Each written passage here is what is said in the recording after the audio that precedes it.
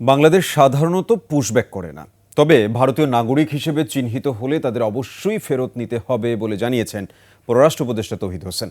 বুধবার বিকেলে সাংবাদিকদের প্রশ্নের জবাবে তিনি আরও জানান, ফ্যাসিস্ট আমলে ভারতের সাথে করা চুক্তিগুলো পর্যালোচনা করা হচ্ছে, তবে যে কোনো সিদ্ধান্ত নেওয়া হবে দুই দেশের অবগতিতেই। এছাড়া ভারতের বাজারে বাংলাদেশি পণ্যের প্রবেশাধিকারের বিষয়টি নিয়ে একটি চিঠি প্রস্তুত করা হচ্ছে, তবে এটি বাণিজ্য উপদেষ্টার দপ্তর দেখছে বলে জানান পররাষ্ট্র উপদেষ্টা।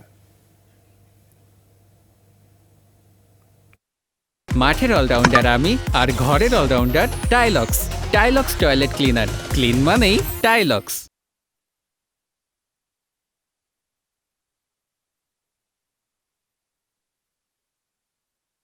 আমরা তো নর্মালি পুশব্যাক করি না, তবে বিষয়টা হলো যারা ভারতীয় নাগরিক বলে প্রমাণিত তাদেরকে অবশ্যই তাদেরকে ফেরত নিতে হবে। চুক্তি যেগুলি থাকে সেগুলি কিন্তু দুই পক্ষের সম্মতিতে বাতিল করতে হবে, অথবা প্রভিশন থাকে যে কোনো এক পক্ষ যদি আপত্তি করে তাহলে বাতিল করা যাবে, ইত্যাদি ইত্যাদি। সেগুলি এই মুহূর্তে ঠিক আমরা বাতিল কোনোটাই করিনি। আমরা তো আসলে চাই যে নিয়ম অনুযায়ী যেন সব কিছু এগোয়। স্থলবন্দর দিয়ে